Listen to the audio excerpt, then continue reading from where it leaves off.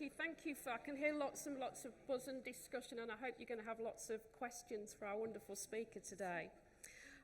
In this session, we're going to explore what's happening to our brains when we have that uncertainty and that threatened response and that anxiety, but what we as learning and development professionals can do to move ourselves from that AI anxiety to AI confidence.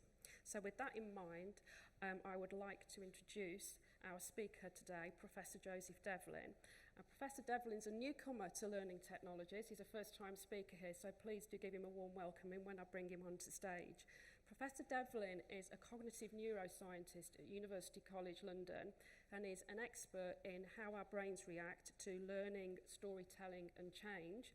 And he also has a unique skill to unpack the scientific and academic content to make practical insights that we as learning and development professionals can take away. So please give a warm Learning Technologies welcome to our speaker, Professor Joseph Devlin.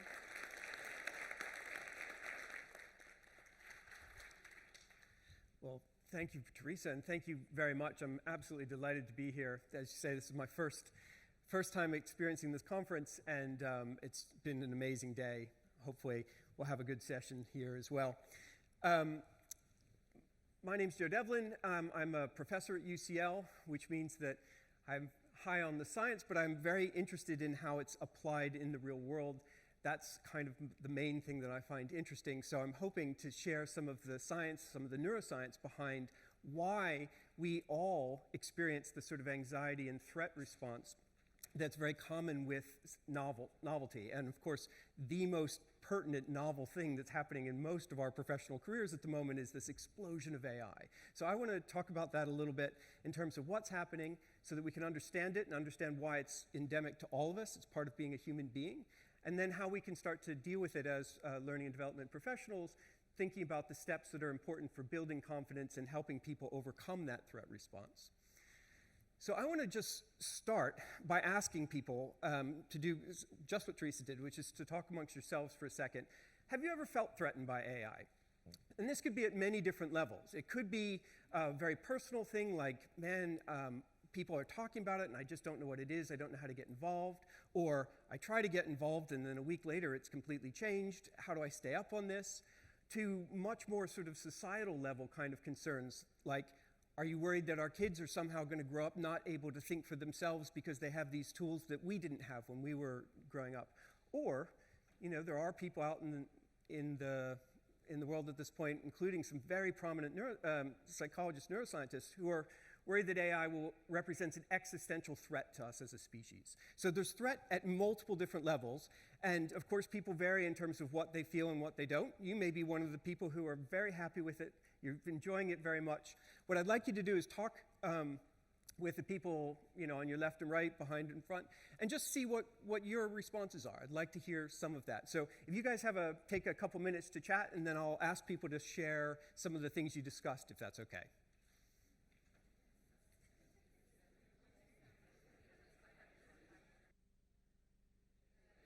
Okay, great. Really enjoying the fact that this is a very interactive audience. If I could ask you, maybe anyone to sort of volunteer some of the things that people talked about, whether it was what you said or what people you spoke with said, what are the kind of things that come up when asked this question? So we have a couple microphones. If you just put up your hand, I'll point. Rachel? Hiya. So for me, I work in the AI Centre of Excellence in where I work. So this is a great session for me because I'm trying to get more people using AI from a consumer point of view. And for me, I have a lot of people who say have been with the company for a long time, single points of failures, who don't realise just how transformative this is. And I worry for them and their future careers if they're not willing to adapt. So if they don't get on the bus, they could miss it? Yeah. Okay, fantastic. That's a great one. There are others?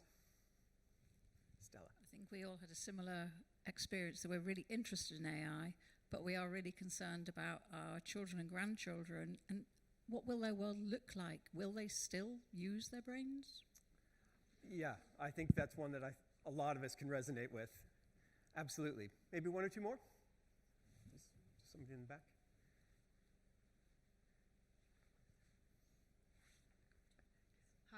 Hi. I'm more concerned about the environmental effect of using AI.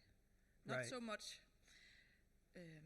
how to use it in the workplace, but how does it affect the world? Right, so it's not as if we don't have climate issues already without the compute taking up the power of, Belgium or something so that we can train a new model. That's a fantastic point. Okay, was there one more? I think I have a concern that there are certain jobs, manual labour, where a proportion of our society need those jobs to be able to earn an income and may not have the capability of going up the next step, and I'm concerned about their welfare and their capability of actually earning a salary. Right, yeah, no, another really good point. Fantastic, and I think that those points that were raised illustrate the breadth of concerns that come up, right? And I think that really speaks to the fact that for all of us, or at least the vast majority of us, this technology is threatening. It causes anxiety, and the level of threat, the level of anxiety varies from person to person. It depends on the specific concerns that you have, but it's a normal, natural experience that we all have, which is something that I think is easy to lose sight of, because sometimes we worry that, I'm worried about it, but everybody else seems to be so gung-ho. Maybe it's me with the problem. And what I'd like to say today is, definitely not. You are exactly the normal response that we all have, and I want to take you through a little bit of why we have that response. And I'm going to start from first principles. So as a neuroscientist, I can't help but go back to the beginning. And I want to say, well, if you think about what brains are for, from an evolutionary perspective, the reason that we have a brain is because it allows us to adaptively interact with our environment and pass on our genes in a better way. Okay? So the more successful you are at raising your children and their children and them having their own children, evolutionarily speaking, the more successful the species is. Now, it's important to bear in mind, this is at a species level. This is not at an individual level. We all have brains that have developed the same, but evolution only cares about us as a group rather than as individuals. So what your brain is really good for is in adapting to your environment, being able to be successful in getting, in this case, the nutrients that you need to survive. And that surprises a lot of people because we live in a world where calories are easy, right? For the most of us, like for me, I struggle to eat not too much. I don't struggle to eat enough. That's not an issue. But that's not the way that we used to be. And this is illustrated really nicely with this very beautiful creature here, which is a sea squirt. Sea squirts are born in the ocean.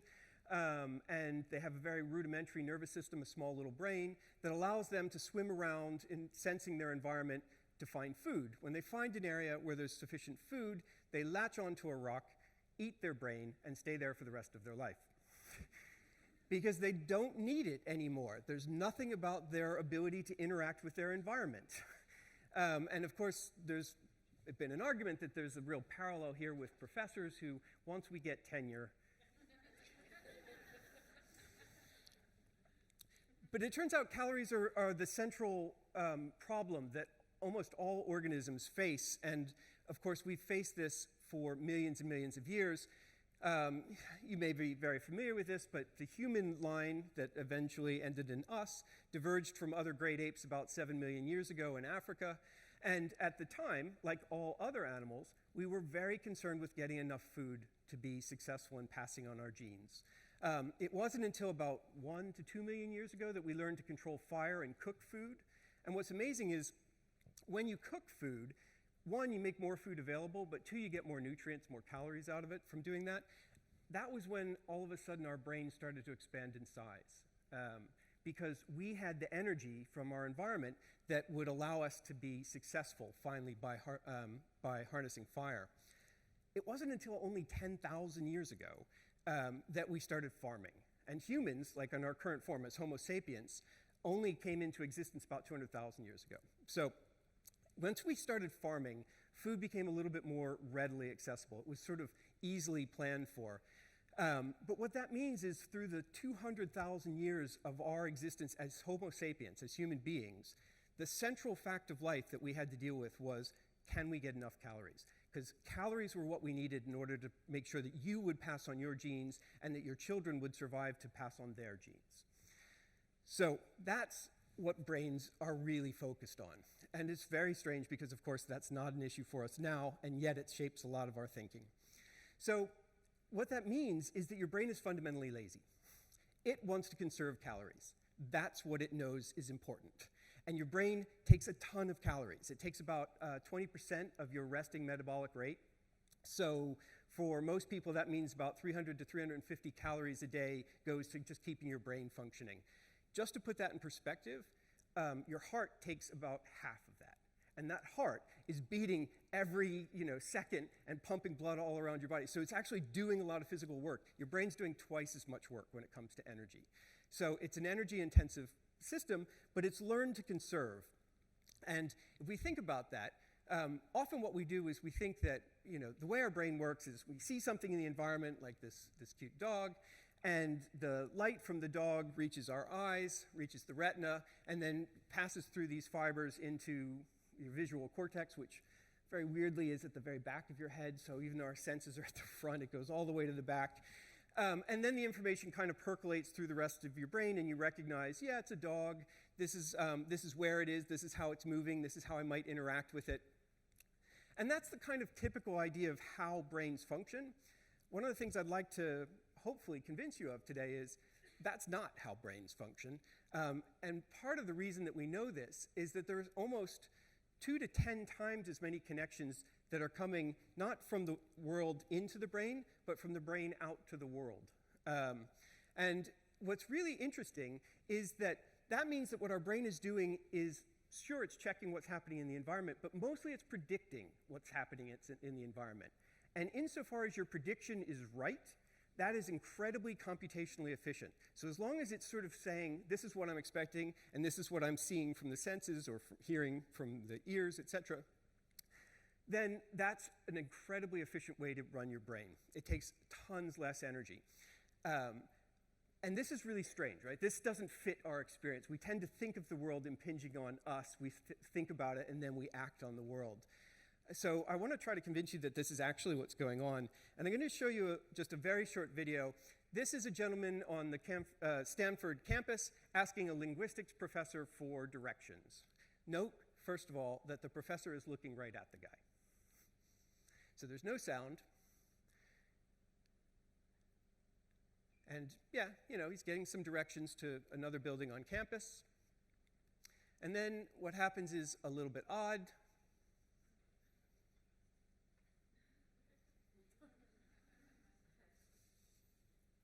He has no idea. He didn't see it at all. He was talking to that guy, and now he's talking to a different guy. He's got different hair. He's got a different colored jacket. He's looked directly at him. He didn't see it. Why didn't he see it? Because that's not what his brain expected. The predictions are violated in this case, right? And that violation is so fundamental and so odd that he just doesn't even see it. And you might think, sure, Stanford professors, you already mentioned that they eat their own brains. Let me give you another example just here, right? So what I'm going to do is I'm going to change this photo. So it's going to be the photo and then a changed version, just flipping back and forth slowly. And what I'd like you to do is when you see what's changing, just put up a hand. I guarantee that something is changing.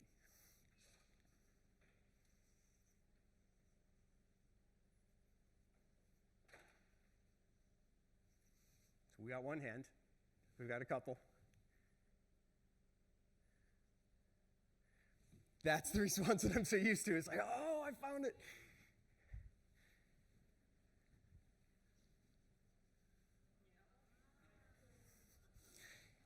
Guarantee you would care if you were getting on that airplane that the engine was disappearing. And it's right in the middle of the screen, and if you track people's eyes to see where they're looking, their eyes are right in the middle, and they still don't see it. Why? I gotta stop that. Sorry, it's gonna make us nuts. Because your brain doesn't predict that. That's a weird phenomenon. It doesn't happen in the real world, and there's no reason to expect it.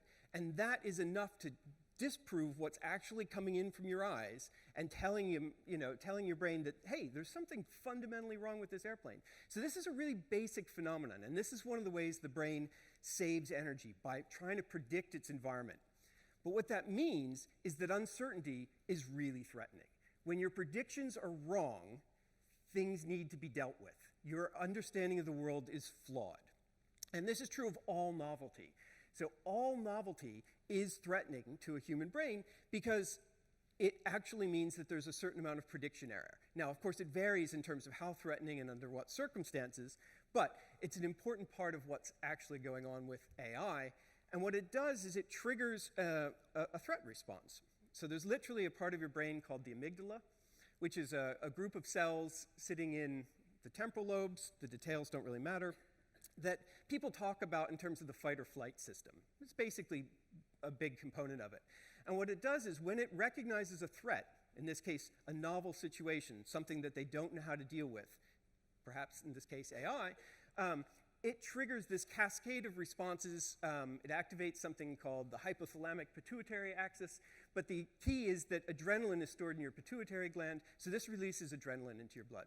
Causes your heart to beat faster, causes you to breathe faster, releases sugar into your blood so that your muscles can respond in that fight or flight response. And it's the thing that I think we've all experienced, right? You've had this experience. You feel it physically. This is a manifestation of just recognizing that your predictions of the world around you aren't right, because that is potentially threatening. Historically, it could mean that you're about to be eaten. It could mean that the temperatures are changing and your sources of food are disappearing. It could mean that some other group is moving into your area, whatever. All of those things were viscerally threatening, and that's why our brain is wired up this way, and it's an important part of how it actually functions. We're going to talk about ways of dealing with this, and 4 of these are going to involve, providing psychological safety, having an organizational setup so that change, you can deal with change over time, and you can do it in a safe way, which is to say it's okay to make mistakes. Mistakes drive learning. That's an important aspect of it. But if you are feeling at risk for your job or your career or whatever, then it's not okay to make those mistakes. So psychological safety will be important. Positive framing is a way of sort of saying, well, there are costs and there are benefits associated with these new technologies. And for AI, the positive frames are thinking about what are those opportunities? What does it bring that's actually going to be helpful, that's going to be positive, that's to counteract some of the threats? Providing time for acceptance is a really big one, because our initial response is an anxiety-fear response. That's always the case. That's part of just being a human being. It takes time to get past that. So it's not sufficient to sort of go to a 15-minute talk or have a seminar and think everybody will be fine now. They know it's all good, right? That's just unrealistic. And then finally, I'm going to talk about the role of internal champions in helping this process. But what I want to ask you next, and again, give you a chance to talk, is do you think that AI will actually be as accepted as sort of email and Google in business practice? And if so, do you see it as sort of an evolution or a revolution? Is it going to happen fast? Is it going to happen slow? And if not, why not? Is it the case that it really doesn't have anything to offer? Is it the case that we're all going to be dead anyway from the robot killer drones and there's no real point? But, I mean, you can take different perspectives on this. I'd love for you guys to talk amongst yourselves again, and then we'll reconvene in a few moments to see what kind of comments came up. Okay?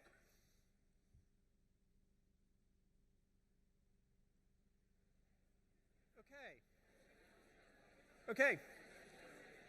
Let's see if we can bring it in a little bit. I saw some very animated conversations, so I'm hoping that people would like to share some of what they were discussing. Anyone want to lead us off? Is AI going to be adopted? Is it inevitable?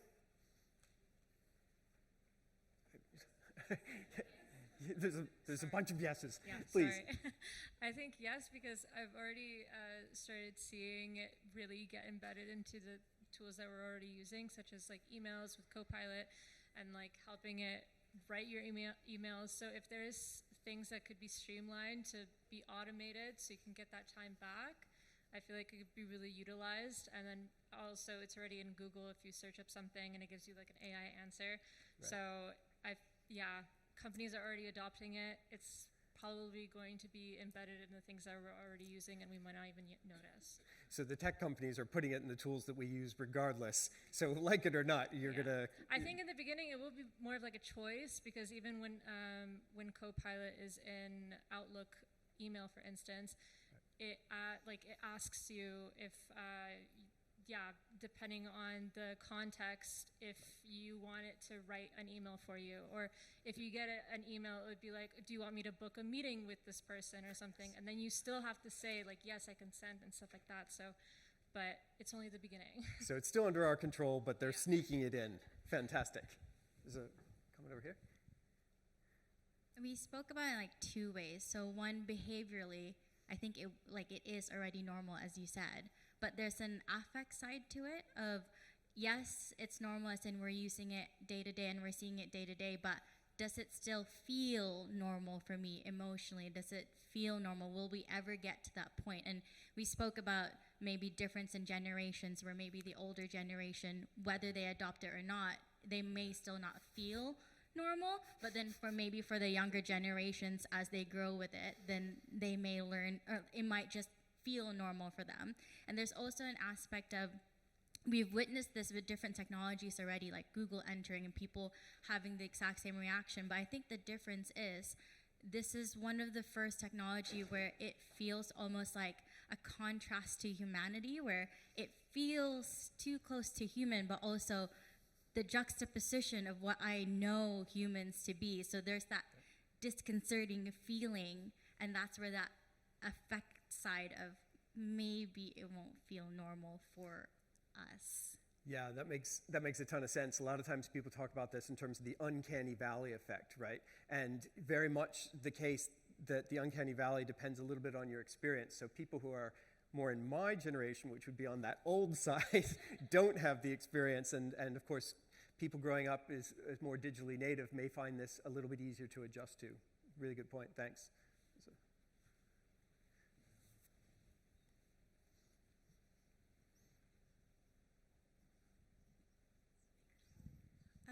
I think it will be a workplace debate where they will introduce it, but how will be used and how will be punished by being used is the question, because a lot of workplaces are getting detectors where they see if you have used it or not as well. So it's how it will be perceived to use.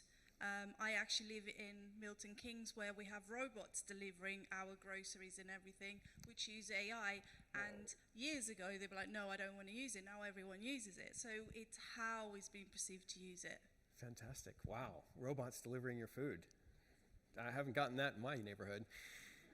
But your experience about the detectors resonates with me, because we have that at UCL. There's a real sense that you should be using AI tools to make yourself more productive, et cetera. And it's a little bit unspecified how that's supposed to happen, but they have a lot of detectors in place to make sure that you're not in most circumstances. So we have this kind of yin-yang environment to be trying to navigate. Yeah, fantastic points, thanks. So what I want to say then is, because I think there's a bit of a consensus that it's inevitable, it's coming or it's here, and we need to adapt, right? Whether we like it or not, we will lose the ability to essentially turn it off as things progress. And the good news is your brain is really good at adapting. So although its initial response is, I'm threatened, what that immediately triggers is something that in neuroscience we refer to as neuroplasticity, but neuroplasticity is just what's happening in the brain when you learn. So your brain is an organ that physically changes itself. It literally rewires itself on a microscopic level, and we call that process neuroplasticity. It used to be thought, up until, even when I was still in graduate school, which admittedly was the last millennium, such a horrible sentence, was that really by the time you're about 20, 22, the plastic changes in your brain were essentially done. You were what you were at that point. We now know that that's just absolutely false. There is no point in your life where you will not learn. And this learning actually physically rewires the brain. I'll give you an example in just a minute, but I mean that in a literal sense. I mean the sense that anything that you learn, any new experience, is causing these microscopic changes to your brain. So the fact that you're here today is doing that, but literally any aspect of it. And the basic tenet to neuroplasticity, to learning, is that neurons, which are the brain cells that compute the information, that fire together, wire together. So brain cells are electrochemical little machines, and literally when they're electrically active, we tend to refer to that as firing. So when something causes your brain cell to become active, if you have two brain cells that are active at the same time and they're connected to each other, they strengthen that connection. That's all that is. If they're active at different times, they weaken that connection. And that principle drives almost all learning that you will experience in your entire life, which is important just because those changes to the wiring are laid down in physical traces in your brain. And I'll give you an example, and then I'll talk about why this is important. So one of the studies that taught us that this is something that continues through your whole life was done by my colleague Eleanor Maguire, who is looking at London black cab drivers. So to become a licensed black cab driver in London, you have to learn something called the knowledge. It's about 25,000 windy little streets of London, several thousand landmarks. You have to be able to basically compute an efficient route from one place to another, and if that route is broken, you have to be able to then change it, which is what you want your taxi driver to do. But they're not using tech for this, they're using their brains. So it takes between a year and 3 or 4 years to learn the knowledge, and you may have seen, often you'll see these people on little mopeds around the city, and they have like a map out on their moped as they go. These are people who are learning the knowledge. And what Eleanor did was she said, well, look, this is such an exquisitely detailed piece of set of information that they're learning about spatial navigation. And we know that there's a part of the brain called the hippocampus, which is shown here. It's a particularly beautiful structure that's really important for spatial navigation and for learning. So what we would expect is that if you scan the brains of cabbies before they start learning the knowledge and then after learning the knowledge, you would actually see changes in the hippocampus. And that's what she discovered. Now, these are adults. They range from 20 to 65. So it's not something that's happening in necessarily in young kids. This is in full grown-ups. And you could literally see changes to the size of parts of the hippocampus that are involved in spatial navigation as a result of learning this process. This is neuroplasticity and the changes in the wiring, which I think, to me, gives us all hope, right? Because it means that no matter when you're learning, no matter what you're learning, the capacity in your brain is there. When we think about how it actually works, it's important to think about the process, right? Because not only do you get these firing of these cells, they reinforce each other when there's frequent and strong coactivity, firing together. Neurons that fire together, wire together. And that increases the connection strength. And what that means is there are two things that are important here. One, it has to be repeated. It's not a one-shot thing. Humans are capable of one-shot learning. It uses a different system. I'm happy to talk about it afterwards if you want, but it piggybacks on this. The important thing about neuroplasticity is it takes place over time. And all of us who have worked in learning and development know that spaced learning is an important aspect. One of the reasons it's an important aspect is precisely because of this neuroplasticity. And it also means that, so if your company is organizing a seminar to get you to use your AI, after an hour or a half day or whatever the case may be, you can't expect that people are going to walk out and be like, oh, good, I'm comfortable with it, I know how to do it, everything's fine. They haven't had the opportunity at that point. They haven't had the repetition, they haven't had the time. So, as learning and development professionals, as learning experts, I'm curious about your experience with this, because my experience in my university is that a lot of the training that we get doesn't involve any kind of reflective practice. So it is a one-shot deal, and that's it. You're expected to go. So I'm curious, again, I'd like you guys to talk amongst yourselves, whether that's something you've experienced when dealing with organizations, when dealing with senior management, or have they been very good at including reflective practice, including opportunities to practice, giving people time to sort of embed some of the learnings that you've done. And I'm just this is really your expertise, your experience that I'd like to tap into at this point. So again, I'm going to give everybody a few minutes to chat and then hopefully get some audience to tell us about their experience. Okay?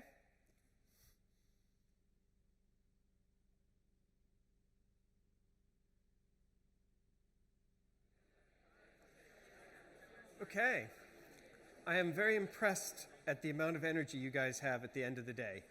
That's super, super good.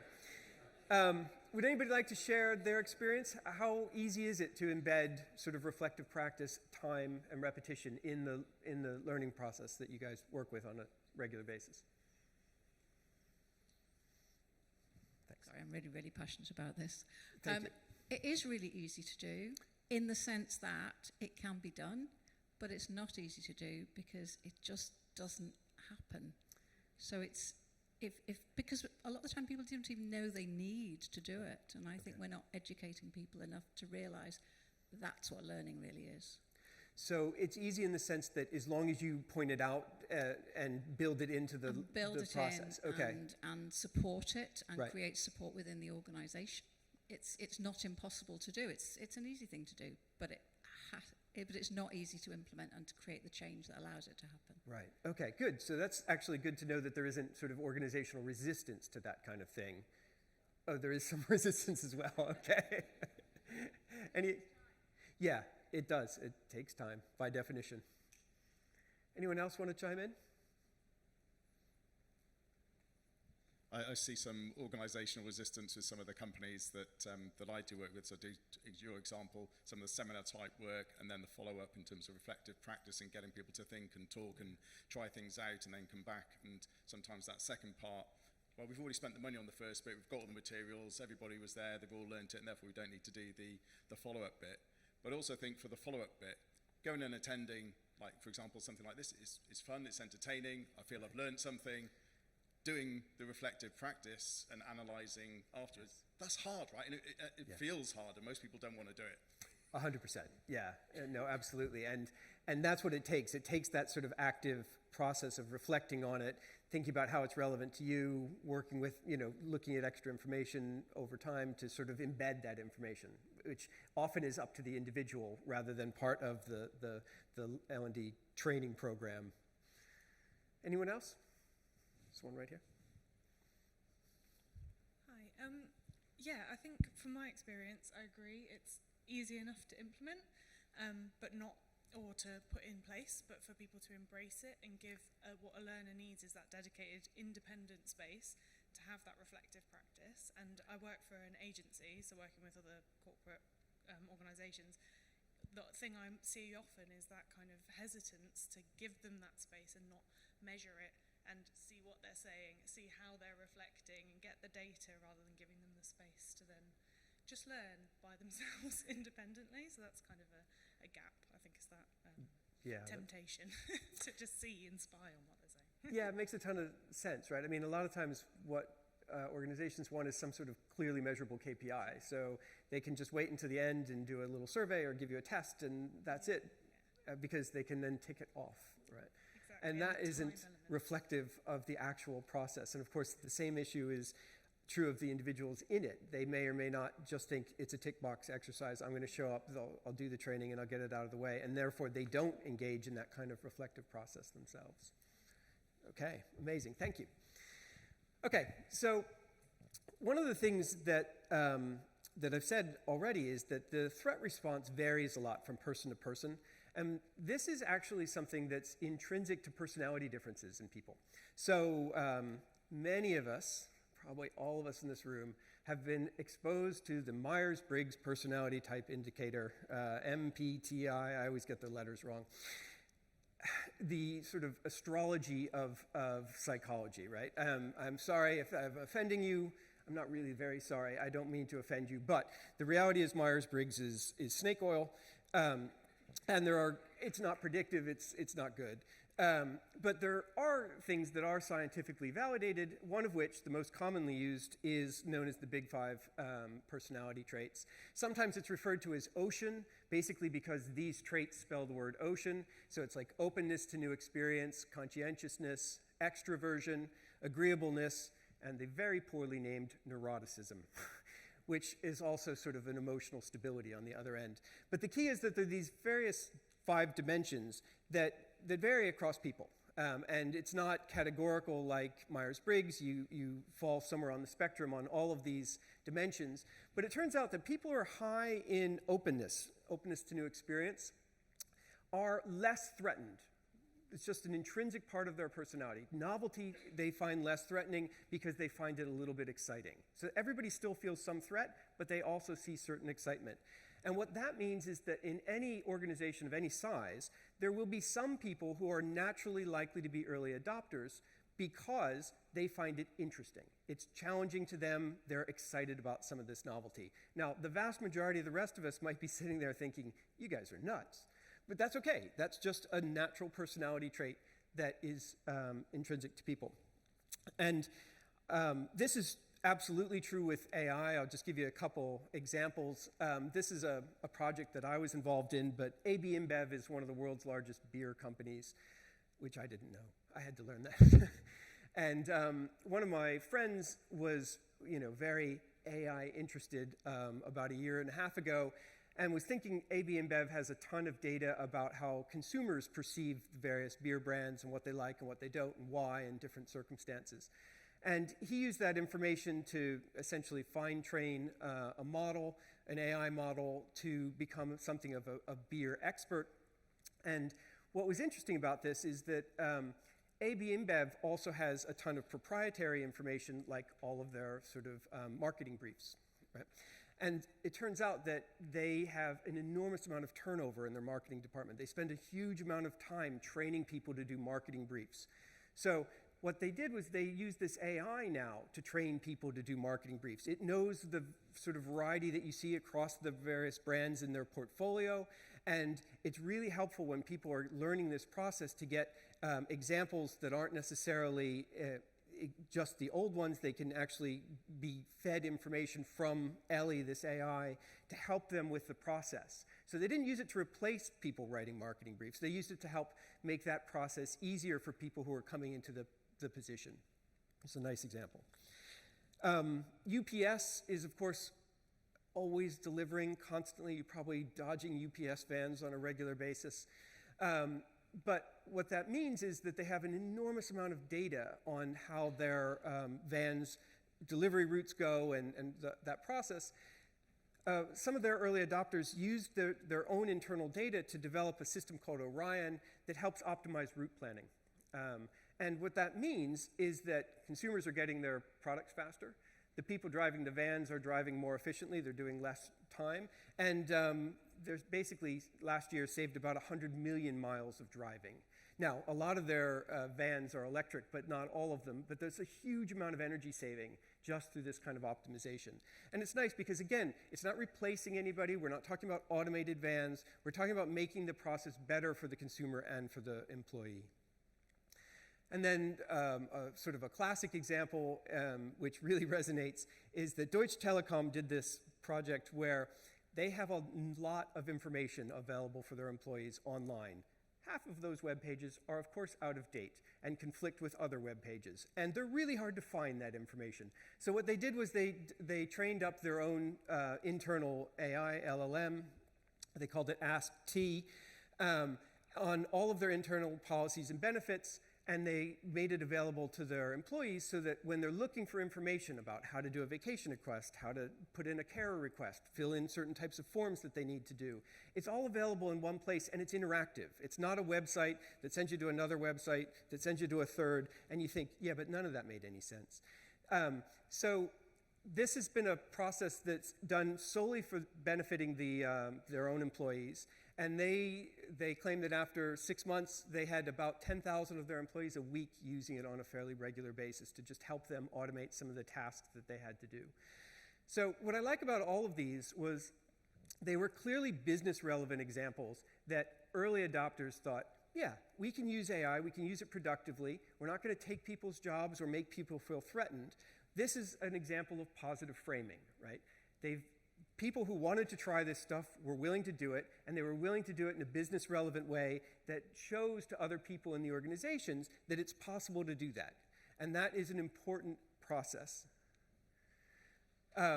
So, how does this work? They have these, naturally, every organization is going to have their internal champions.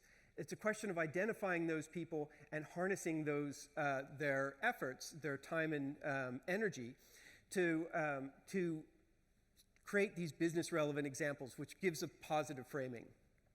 That experience using these is also giving other employees sort of more time for acceptance. They're seeing good examples. They're not expected to do things right away. They have a chance to get used to what was already available to them. And as long as the organization's setting this up in a fashion that's safe for them to try and maybe not succeed, then they have the opportunity to be essentially rewarded. And reward, from a brain perspective, is the key driver to learning. Right? So you've probably seen that dopamine is often discussed as the brain's reward chemical, and it is.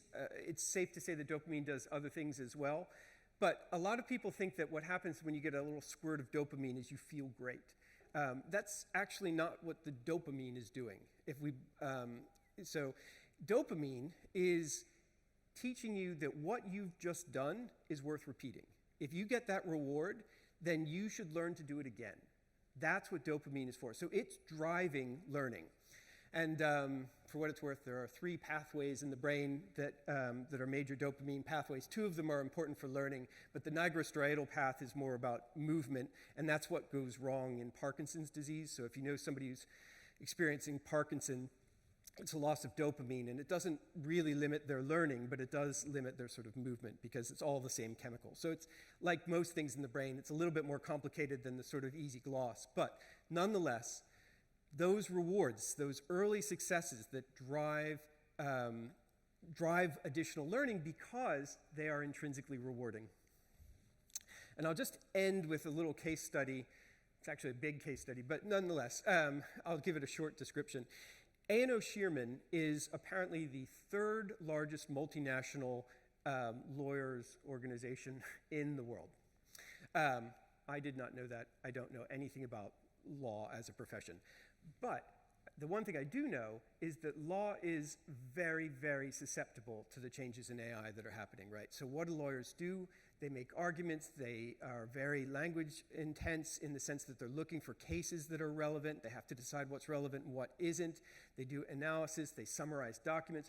All of those things are fundamentally language manipulations, right? As well as some reasoning. Which is really an interesting scenario because lawyers have never been particularly vulnerable to tech changes before this one. So A&O Shearman decided to do a major project where they were going to they strategically decided to embrace AI, and they thought about how to do this. And the first thing they did was they recruited internal champions, and they did it at multiple levels. So they recruited senior partners to demonstrate that leadership was completely on board with this. And of course, they didn't force this on people. There were people who were open to this, and there were people who weren't. The people who were open become the champions. The mid-level associates were the people who were essentially tasked with creating the business-relevant cases for their teams.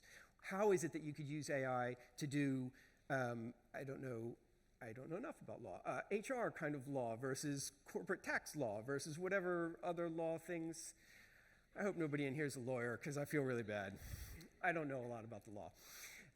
And then, of course, there were the junior associates, which I think gets back to the point you raised earlier, who were much more digital native, who might be more hands-on in the process themselves because they're finding it less intimidating and more familiar to be interacting with technology. And they did it in a really nice way. They created this kind of peer learning environment where these champions, these advocates ran AI clinics. So the clinics were originally done as brainstorming tools. People could come in and say, well, I think this might be a way that you could use AI. And it was a safe space. It was okay to come in with an idea that was wrong or a bad idea.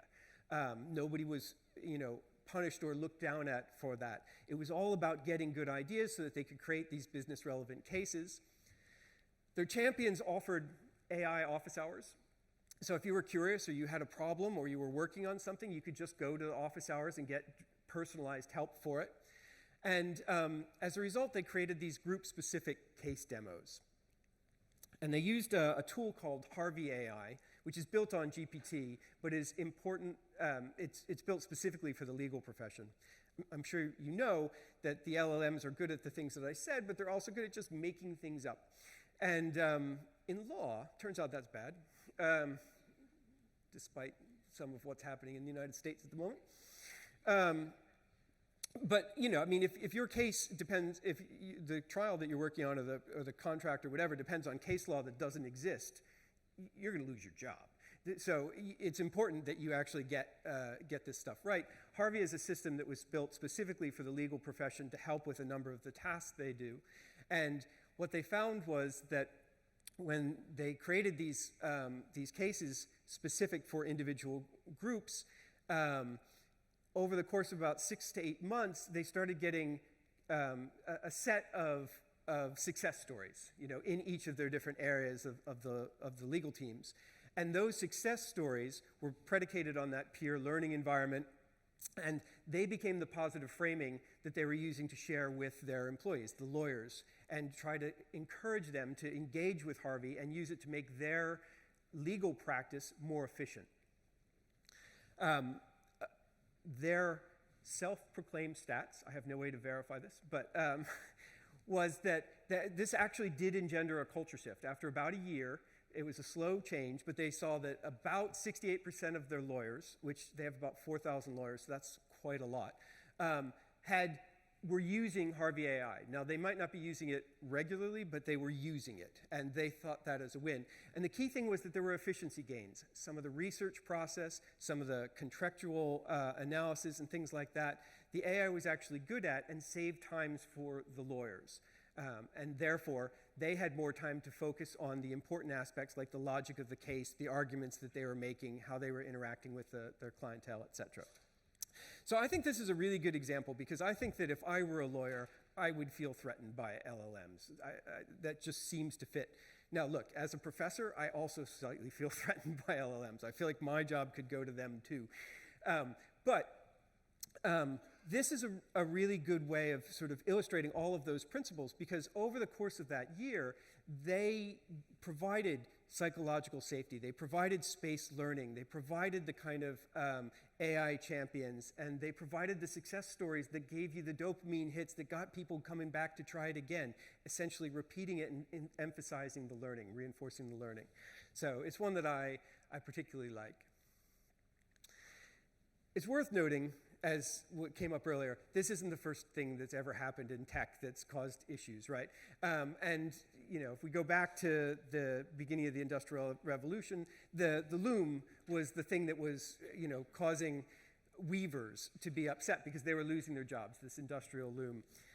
Similarly, when the telegraph was invented at the beginning of the 19th century, all the couriers and information groups were concerned because they were losing their jobs. Obviously, we've seen the same thing in farming with the advent of tractors and that kind of technology. What all of these have in common is that individual professions were primarily affected. And they're affected because there was a certain amount of work that could be automated. AI is different, right? We're not talking about individual professions. We're talking about essentially most professions. And lots of professions, like lawyers and professors, who would not have been affected by physical work. It's the mental aspect of it. So in that sense, it's not like what's come before, but it turns out there's a really good historical precedent, which is that back in ancient Greece, writing was not very common. Plato, who was obviously quite a famous philosopher, scientist at the time, argued that you definitely shouldn't teach people to read and write. That was a really bad idea because if men learn this, it'll implant forgetfulness in their souls. In other words, your brain's ability to remember things will be useless if you can just write it down, and therefore your brain will become weaker, you won't think well, and it's just a terrible thing to do. Of course, the irony is that he wrote this down, which is the only reason that we know this. But I think that if we've managed to adapt to literacy after 200,000 years of not having literacy, and of course that had a very general effect, then we're going to be just fine when it comes to the AI. It's exactly parallel scenario. We're in the midst of it, so it's threatening and it causes us a certain amount of anxiety, but I do believe that we have the capacity and the right kind of approach that we're going to do okay. And I think I'll just end it there. Thank you very much. Thank you very much. I have a question, if I may. It links back to the last slide as well. We had here a couple of years ago, I don't know if you know Professor Itiel Drord, if anyone went to his session where he's looking at how technology makes us stupid. So from a neuroscience point of view, what is it doing to things like skill erosion? Yeah, it's really interesting. So from neuroscience psychology perspective, we call this cognitive offloading.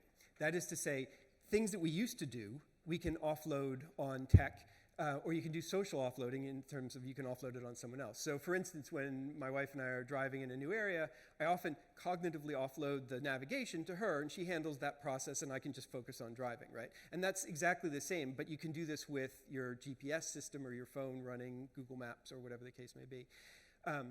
So it's a real phenomenon, and it's always been there, and it's both a social and a tech effect. And what it does is it frees you up to focus on other things. Now, other things might be an auditory book that you're listening to. Like, it doesn't have to be something deep and meaningful. It could be that, you know, you're sort of jamming to yourself in the car while you drive because you don't have to worry about some things. But nonetheless, it's a really basic phenomenon that we do, and we've done it pretty much for our whole existence. It's just that the tech side only came in more recently. Before that, it was always social offloading. So you could sort of say, look, I'm going to go out and do the hunting if you guys take care of the planting that's here or whatever. And that's the same thing. Otherwise, it's all important. For non-social species, they have to do everything themselves. For us, the fact that we're social means that we can cognitively offload or socially offload, whether it's other individuals or on tech. What questions do we have from the audience? There's a gentleman in the back. Whoop.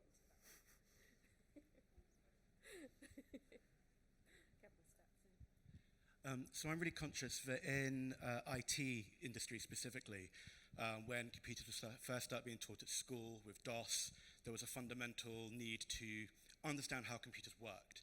Yeah. Now, when that shifted with things like Windows, IT then started being focused on how to use your software, like your word processing. And we ended up with an industry where there was a gap of knowledge where suddenly people weren't learning that. There was no need to learn that. With AI having such reach in so many industries, is there a risk that we'll end up with a global just knowledge gap generally of how things work, and how do we mitigate that? Yeah, I think that's a great question, and it resonates as an early DOS user. Yeah, so I think there are two sides of that. One is that process is to some extent inevitable. I mean, for most of us, when we drive our cars, maybe it's just me, I sort of vaguely know how an internal combustion engine works, but there's no way I'm getting in there to fix it if it doesn't go right. But I can drive reasonably well, you know.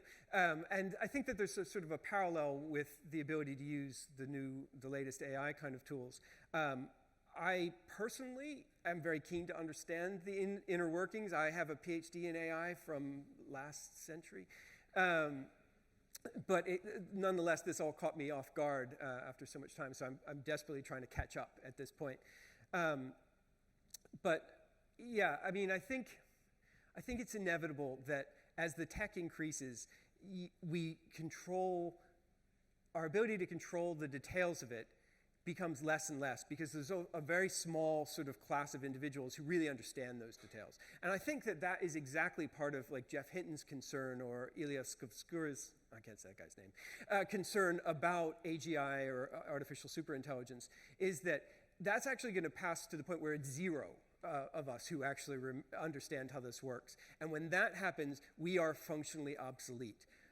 And that is the sort of existential threat that I think some of the leaders in the field who are the experts, right? And if they think that, I kind of have to take that seriously. I think that there's a legitimate possibility that could happen. And as much as I rely on my mechanic to be able to fix the car, if there is no AI mechanic, I'm not sure where that exactly leaves us. So it's a very, very fascinating time to be alive, I would say. Yeah. I'm sensitive that we're keeping people from drinks. They've got 5 more minutes. Oh my God, okay, Yeah, they've yes. got 5 more minutes till drinks. Yeah. So you're stuck here. You're not going to get a drink anyway if you walk out. I have a very specific question, and it's actually going to go a few steps back onto when you said that one-shot training just doesn't work because of the importance of reinforcement and learning, and I totally agree. I'm staff-facing. I work with academics. You are an academic. Any workshop and training that I do is not mandatory. So if I were to want to reinforce learning, it's really difficult. So how can, from an academic perspective, what can I do on my part to create an environment that is possible for you to learn and have all these things of psychological safety and things like that? Right, so that's a great question. And as an academic, I routinely get one-shot learning. So I would contrast that with the way I try to teach, right? Which is that there's regular teaching, and then there's office hours, and there's informal reinforcement, and then there's testing that's done. The testing can be formative. It doesn't have to be sort of grading somebody. But as long as this kind of spaced repetition is happening, and there's an opportunity for people to follow up the things that they understand and they don't understand, and to get additional practice, that's how we learn, and that's hopefully how my students learn based on marks over the years. Some do, some don't. But in terms of academics attending trainings, I think we're more on the don't side. And I think that that's partly because we don't have those repetitions built into the training that we get, which, as like a psychologist, neuroscientist, drives me nuts, right? As does UCL using Myers-Briggs.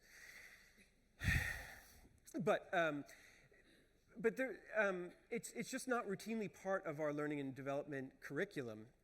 And as a higher education institution, I find that personally offensive because it seems like, well, look, we have people who teach this stuff, and yet as an organization, we don't use this information. And I think that's probably a common phenomenon for a lot of academics, where you think, right, we have experts in this, and somehow we don't pay attention to this material. And it's not in any way limited to learning and development. But the good programs do build in the repetition. So I was on a leadership training course that was 9 months, that met once a month, and in addition to those 1 days where they provided you sort of time to reflect and build on things that you had learned, and there were active learning sessions that happened outside of that so that people could, if they wanted to, engage with it. And that really made a difference. I felt like that was a training program that mattered to me. I took a lot away from it, much more so than some of the one-off digital programs that I'm expected to, go to every 18 months or something.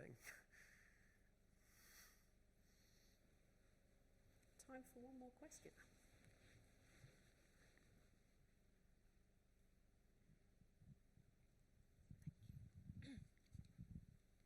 To end perhaps on a slightly more positive note, we've talked about the skills that we might lose due to AI, but what are the higher level skills that you think the next generation, or even ourselves as we get older, will develop as we use AIs?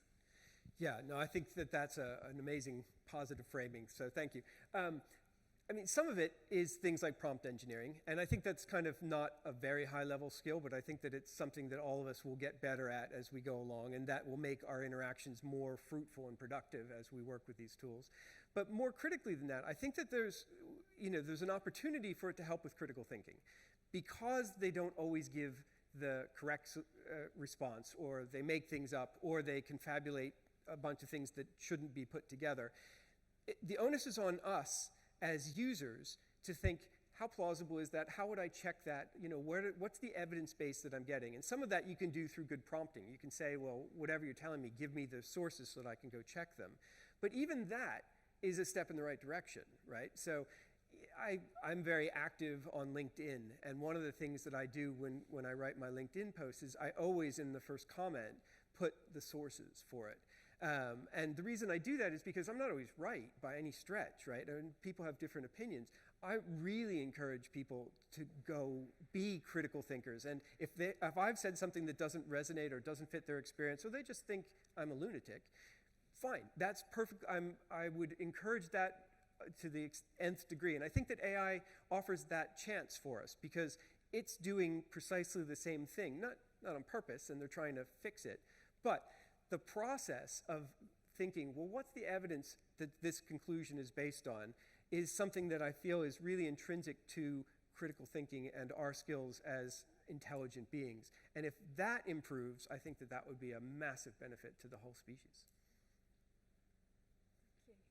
Thank you. Please join me in thanking Professor Joseph Devlin. Thank you.